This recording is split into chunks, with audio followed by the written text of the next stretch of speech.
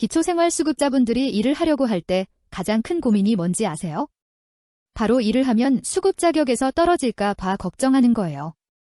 그런데 실제로는 생각보다 훨씬 많이 벌 수 있습니다. 예를 들어 혼자 사시는 분이라면 월 109만 원 정도까지는 벌어도 수급 자격을 잃지 않거든요. 그럼 정확한 기준은 뭘까요? 안녕하세요. 소소하지만 담백한 복지 이야기를 전해드리는 소담이입니다. 오늘은 기초생활수급자분들이 가장 궁금해하시는 주제 중 하나인 근로소득과 수급 자격 유지에 대해 알아보겠습니다. 많은 분들이 일을 하고 싶어도 수급 자격을 잃을까 봐 망설이시는데 실제로는 어떤 조건에서 얼마까지 벌 수 있는지 구체적으로 설명드릴게요. 이 정보가 도움이 되신다면 좋아요와 구독 눌러주시면 정말 감사하겠습니다. 먼저 가장 중요한 사실부터 말씀드리겠습니다. 생계급여, 주거급여, 교육급여를 받고 계신 분들은 일을 해서 벌어오는 돈의 30%를 빼고 소득으로 계산해줍니다. 쉽게 말해서 100만 원을 벌면 70만 원만 소득으로 인정한다는 뜻이죠. 이게 바로 근로소득공제 제도라고 부르는 건데 정말 큰 혜택이거든요. 구체적인 예를 들어볼까요? 2025년 기준으로 1인 가구 생계급여 선정 기준은 월 76만 5천 원입니다. 그런데 일을 해서 100만 원을 번다면 30%인 30만 원을 빼고 70만 원만 소득으로 인정해요. 그러면 생계급여는 76만 5천 원에서 70만 원을 뺀 6만 5천 원 정도를 받게 되고 일한 돈 100만 원과 합쳐서 총 106만 5천 원이 됩니다. 일 안 할 때보다 30만 원 넘게 더 버는 셈이죠. 그럼 도대체 얼마까지 벌 수 있을까요? 1인 가구 기준으로 계산해보면 생계급여 선정 기준인 76만 5천 원을 30% 공제를 받아 역산하면 대략 월 109만 원 정도까지는 벌어도 수급 자격을 잃지 않습니다. 물론 급여액은 줄어들지만 총 수입은 훨씬 늘어나죠. 2인 가구는 어떨까요? 2인 가구 생계급여 선정 기준은 125만 8천 원입니다. 예를 들어 딸과 함께 2인 가구로 사시는 이소담 씨가 지금 생계급여를 다 받고 계신다고 해봅시다. 이분이 월 100만 원짜리 일자리를 구했다면 100만 원에서 30%인 30만 원을 빼고 70만 원만 소득으로 인정해요. 그러면 생계급여는 125만 8천 원에서 70만 원을 뺀 55만 8천 원 정도 받게 되고 일한 돈 100만 원과 합쳐서 총 155만 8천 원이 되는 거예요. 일 안 할 때보다 30만 원 넘게 더 버는 셈이죠. 하지만 여기서 중요한 주의사항이 있습니다. 의료급여를 받으시는 분들은 이 30% 공제가 적용되지 않아요. 의료급여 선정 기준은 2025년 기준으로 1인 가구는 월 95만 6천 원, 2인 가구는 157만 3천 원입니다. 그래서 병원을 자주 다니셔서 의료급여가 꼭 필요한 분들은 조금 더 신중하게 계산하셔야 해요. 실제로 상담을 하다 보면 안타까운 경우들을 많이 봐요.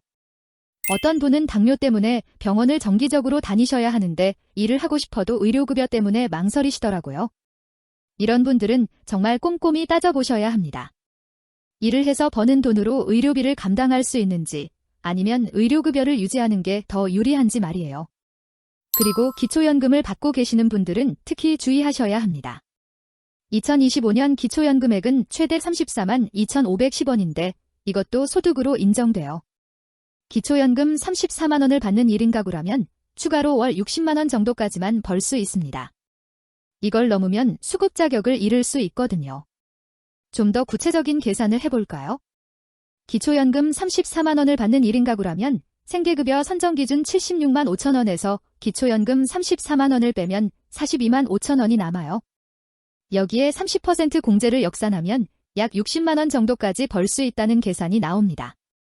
그런데 여기서 또 중요한 건 지금 받고 계시는 급여액을 정확히 파악하는 거예요. 2025년 기준으로 1인 가구는 최대 76만 5천 원, 2인 가구는 125만 8천 원, 3인 가구는 160만 8천 원까지 생계급여를 받을 수 있습니다. 만약 지금 생계급여를 50만 원 받고 계신 1인 가구라면 이미 소득인정액이 26만 5천 원 정도 있다는 뜻이죠. 이런 경우엔 추가로 벌 수 있는 금액이 좀 줄어들어요. 소득인정액이라는 게 좀 복잡한데요.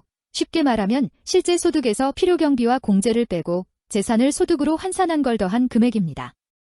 예를 들어 집이 있거나 예금이 있으면 그것도 일정 비율로 소득으로 계산되거든요. 이런 상담을 하다 보면 정말 안타까운 게 수급자분들이 이런 복잡한 계산까지 해가며 고민하셔야 한다는 점이에요. 정부에서 좀 더 단순하게 만들어졌으면 좋겠는데 현실적으로는 본인이 잘 알아보셔야 하는 상황이죠. 하지만 확실한 건 예전보다는 정말 많이 좋아졌다는 겁니다. 30% 공제 제도만 잘 활용해도 생활이 훨씬 나아질 수 있어요. 실제로 제가 봐온 많은 분들이 일을 시작한 후에 삶의 질이 정말 많이 향상되셨거든요. 그런데 여기서 놓치지 말아야 할 점이 하나 더 있습니다. 소득이 변동되면 다른 급여에도 영향을 줄 수 있다는 거예요. 예를 들어 주거급여나 교육급여도 함께 받고 계신다면 소득 증가로 인해 이런 급여들도 줄어들 수 있어요. 2025년 기준으로 주거급여 선정 기준은 1인 가구 114만 8천 원, 교육급여 선정 기준은 119만 6천 원입니다. 그리고 일을 시작하기 전에 꼭 알아두셔야 할 게 있어요. 근로나 사업 상태가 변경되면 변경이 발생된 월부터 바로 반영됩니다. 예를 들어 3월에 일을 시작했다면 3월분 급여부터 소득이 반영된다는 뜻이죠.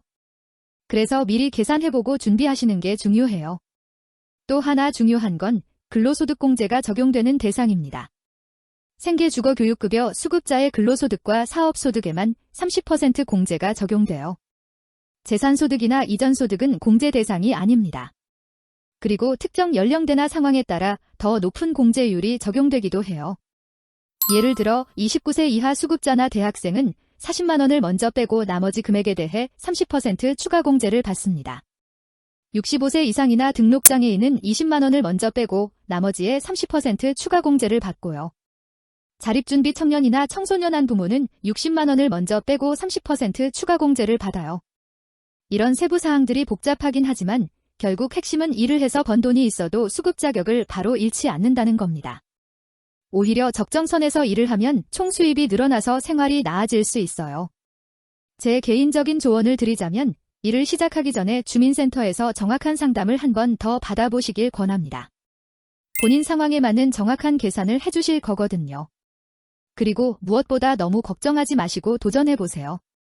이를 통해 얻는 건 단순히 돈뿐만 아니라 자존감과 사회적 관계, 그리고 미래에 대한 희망이니까요. 다만 개인의 상황에 따라 결과가 달라질 수 있다는 점은 꼭 기억해주세요. 지금 받고 계시는 급여 종류와 금액, 가구 구성, 재산 상황, 건강 상태 등을 종합적으로 고려해서 판단하시는 게 좋습니다. 오늘은 기초생활수급자분들의 근로소득과 수급 자격 유지에 대해 알아봤습니다. 핵심은 생계주거교육급여 수급자라면 30% 공제 혜택으로 생각보다 많이 벌 수 있다는 거고 의료급여나 기초연금 수급자는 좀 더 신중한 계산이 필요하다는 거였어요. 비슷한 상황에 계신 분들이나 이런 정보가 필요한 주변 분들께 도움이 되셨으면 좋겠어요. 댓글로 여러분의 경험이나 궁금한 점을 공유해 주시면 다른 분들에게도 큰 도움이 될 거예요. 유용한 정보였다면 좋아요와 구독 부탁드립니다. 소담이었습니다. 감사합니다.